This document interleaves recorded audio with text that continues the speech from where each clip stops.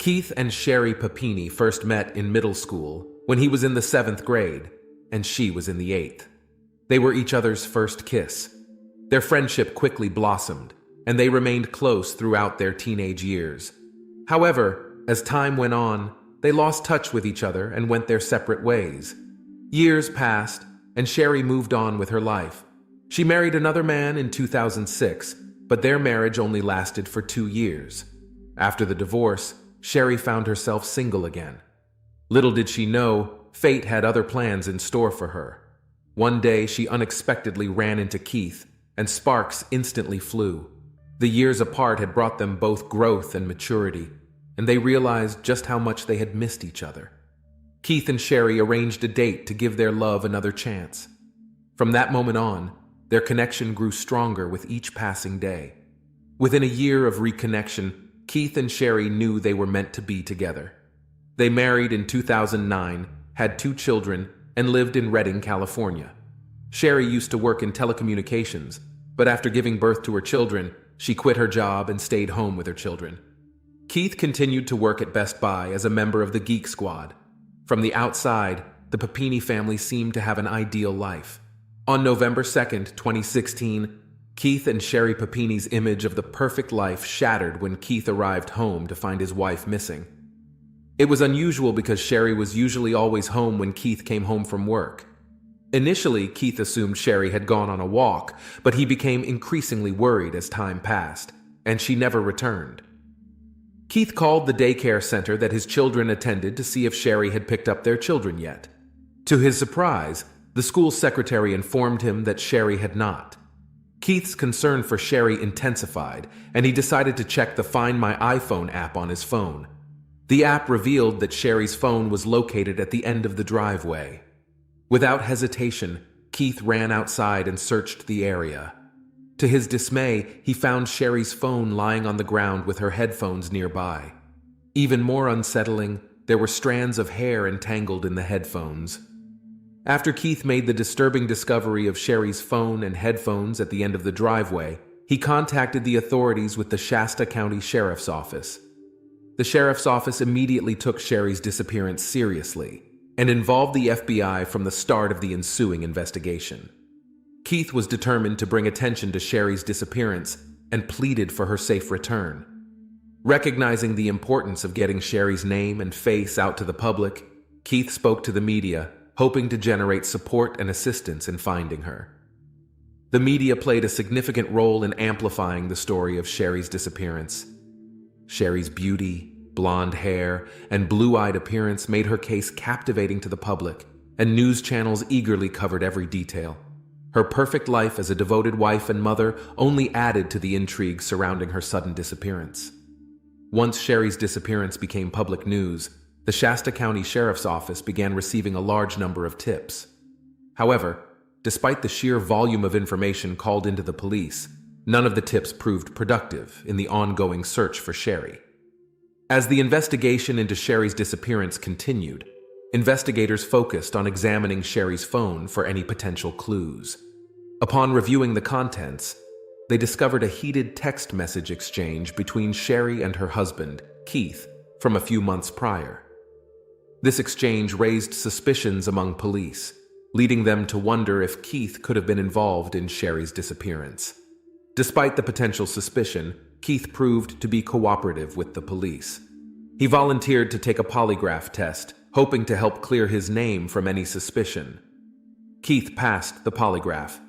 In addition to the text message exchange between Keith and Sherri, investigators uncovered several texts from men disguised under female names in Sherri's phone. Upon closer examination, it seemed as though Sherri was planning to leave Keith. On November 10th, 2016, the police tracked down one of the men from Sherri's phone and interviewed him regarding her whereabouts. According to the man, he and Sherri had met 5 years earlier at a restaurant while she was attending a work conference. The man stated he had no idea where Sherri was, but he had some insights into her relationship with her husband, Keith. During the interview, the man revealed that Sherri had a disregard for Keith and feared him. He had allegedly told Sherri that Keith was violent and abusive and would often keep her locked up in their home. After receiving the accusation from the man who knew Sherri that her husband Keith was abusive, the police launched an investigation to determine if there was truth to these accusations. However, after interviewing friends and neighbors of the couple, the police were unable to find any substantial evidence to support the notion that Keith was a violent individual. What the police learned from Keith and Sherri's friends was interesting. All the individuals expressed that Sherri was known for having a tendency to be dramatic and attention-seeking. This info led the police to consider the possibility that the allegations of abuse may have been exaggerated or fabricated. Several days after Sherri went missing on November 24, 2016, the police received a phone call at 4:32 a.m. on Thanksgiving morning. The caller informed the police that there was a woman on the side of I-5 who appeared to be in need of assistance. After receiving this information, the officers swiftly responded and headed to the location. Upon arriving at the scene, the police discovered a woman with chains and zip ties wrapped tightly around her. Due to her disheveled state, it took a few moments for the officers to realize that the woman was Sherri Papini, who had been missing for several days. The officers were relieved to find Sherri alive and quickly began the process of freeing her from restraints. They carefully removed her chains and zip ties, ensuring her safety. Once she was released, the officers transported Sherri to the hospital to receive medical attention. When Sherri arrived at the hospital, the severity of the situation became apparent. Sherri had multiple bruises covering her body, her hair was noticeably shorter, and a burn mark could be seen on her arm. She also had a bad rash on her arm. Additionally, her weight had declined to a dangerous level, at only 87 pounds. While Sherri was recuperating at Woodland Memorial Hospital, the police attempted to interview her, but Sherri was too emotional to provide any details. Sherri would only cooperate if her husband, Keith, were present during the interview. As a result, Keith was allowed to stay in the room while Sherri recounted the incident. According to Sherri, she was out jogging when a dark-colored SUV driven by two women approached her. One of the women, who was older, disembarked from the vehicle and approached Sherri, brandishing a gun. The younger woman remained in the car. Sherri stated that she was forced into the back of the vehicle against her will. Prior to entering the SUV, Sherri retrieved her phone and headphones from the driveway and intentionally left them behind, along with strands of her hair. She said she did this to alert Keith that something was wrong. Sherri continued telling the story of her abduction to the police and her husband, Keith.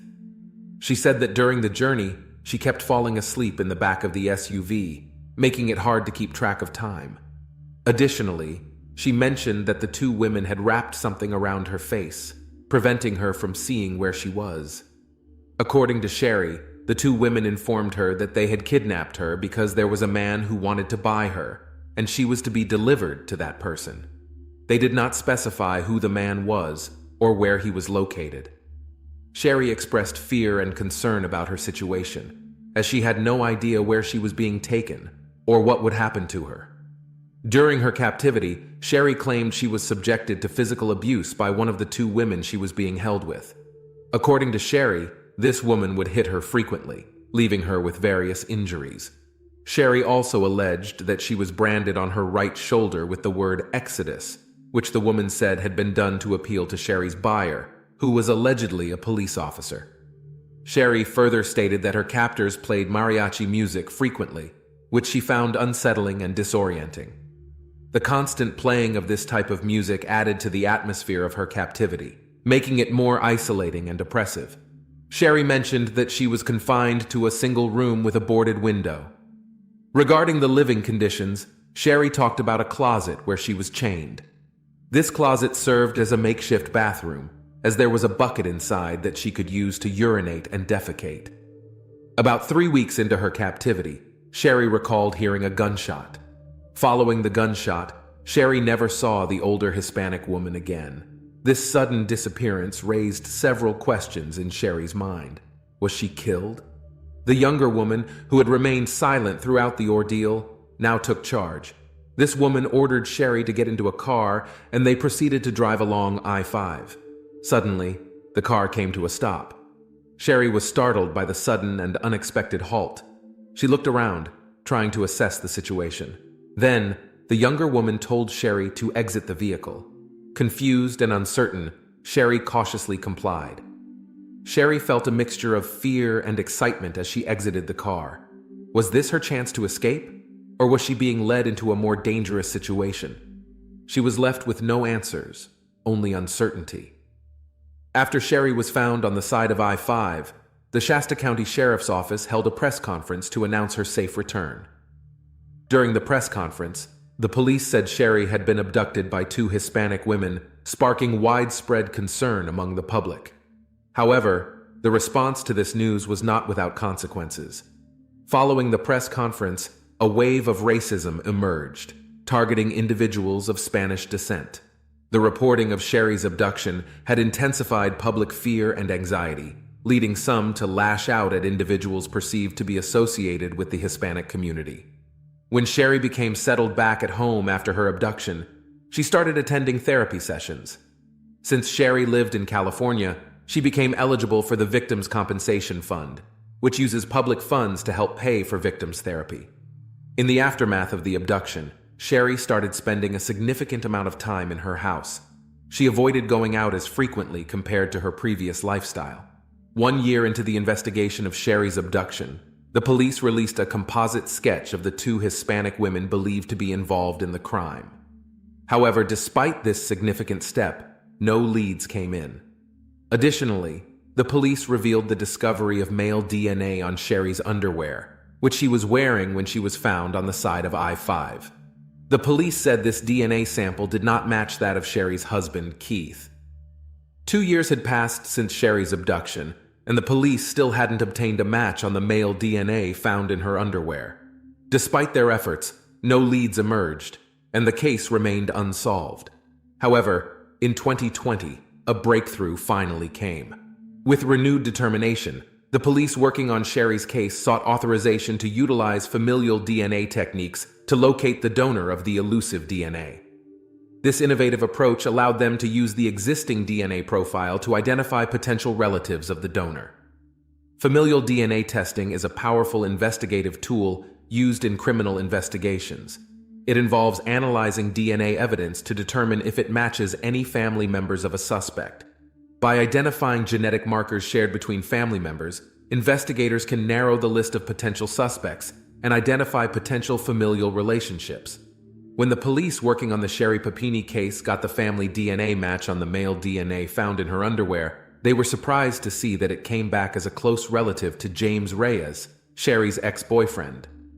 This development raised several questions and became a major turning point in the investigation.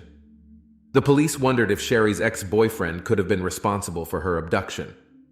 In June 2020, investigators retrieved a soda bottle from James's trash and took it into the forensic lab for DNA testing. The forensic lab conducted DNA testing on the soda bottle. 1 month later, a lab tech called the police and informed them that James Reyes was a match to the DNA sample discovered in Sherri's underwear on the day she was found. After the police got the DNA match back, they conducted an interview at the Costa Mesa, California, home of James Reyes, a sports shop worker, regarding the case of Sherri, his former girlfriend. James provided a statement to the police, explaining that he had dated Sherri approximately 10 years earlier. He said the last time he saw Sherri was a year after they broke up, but he had heard rumors of her disappearance and subsequent safe return. During the interview, the police asked James if he was responsible for Sherri's kidnapping, and James denied having any involvement in her abduction. However, eventually during the interview with the police, James Reyes admitted to being good friends with Sherri despite their breakup 10 years ago. James said he did play a part in Sherri's disappearance, but he did not kidnap her, but rather was simply helping out a friend in need. According to James, Sherri had reached out to him, stating that she was attempting to escape from her abusive husband, Keith. James disclosed to the police on November 2, 2016, that one of his friends had rented a car for him, which turned out to be the same vehicle he used to pick up Sherri the following day. According to James, Sherri got in the back seat and laid down as he made the long drive back to Costa Mesa. Sherri confined herself to the bedroom throughout her stay at James's house. He continued with his daily routine, while Sherri occasionally assisted him by cleaning and cooking. She boarded up the bedroom window because she wanted the room door, While Sherri stayed with James, he noticed that she was intentionally trying to lose weight by eating as little as possible. James informed the police that Sherri requested his help in committing acts of self-harm against herself, specifically by hitting herself hard to create bruises. On one occasion, Sherri asked James to shoot a hockey puck off her knee, even though he was uncomfortable with the request. Despite his reservations, James complied, ultimately engaging in this harmful behavior with Sherri. James admitted to branding Sherri with Exodus on her right shoulder. He stated that they had purchased a wood-burning tool from Hobby Lobby specifically for the purpose of committing the act. According to James, one day, Sherri unexpectedly informed him of her decision to leave his house. Before departing, Sherri requested James to obtain chains and zip ties. Sherri instructed him to bind her securely before driving her back to Redding, California. During the drive, Sherri told James to pull over, which he did. She jumped out of the vehicle, and James drove away. When the police asked James if he knew anything about the two Hispanic women Sherri claimed abducted her, he said he had no idea what she was talking about. When the police visited James's house, they were taken aback by the discovery of numerous rooms that matched descriptions given by Sherri when she talked about where she was held captive. Strikingly, James's bedroom and closet matched a drawing Sherri had made for the police, depicting the exact layout of the rooms she had experienced during her confinement. Furthermore, the police noticed a remarkable coincidence. A table at James's house closely resembled the one Sherri had mentioned in her early interviews with the police. Several days after the police had spoken to James Reyes, they scheduled an interview at the police station with Sherri and Keith. The police had gathered a significant amount of evidence, which they believed to be conclusive proof that Sherri had staged her abduction. During the interview, they were prepared to confront Sherri with their findings. Before the police confronted Sherri with the truth that she staged her abduction, they asked her if she wanted her husband Keith to leave the interview room. However, Sherri did not say anything.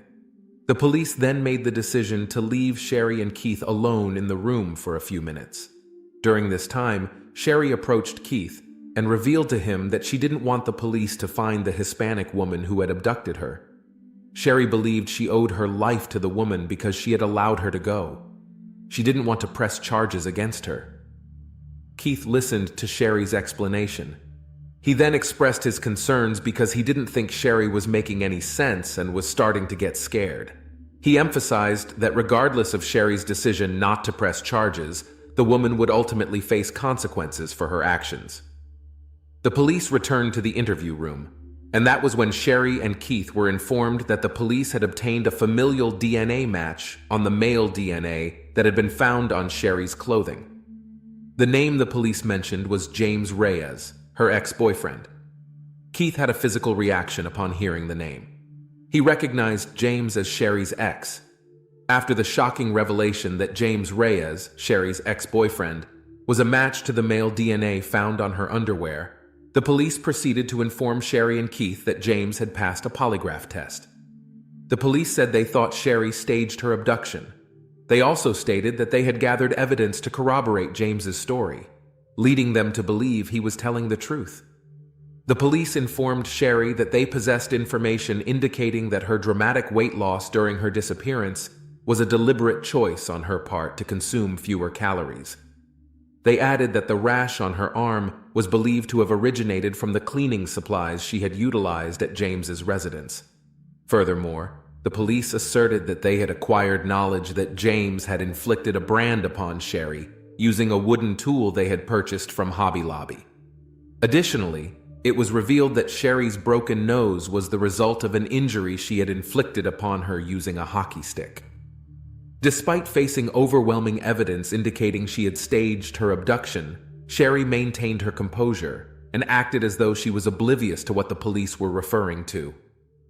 Sherri told the police that she hadn't seen James since they broke up years ago when she went to his brother's funeral in Southern California.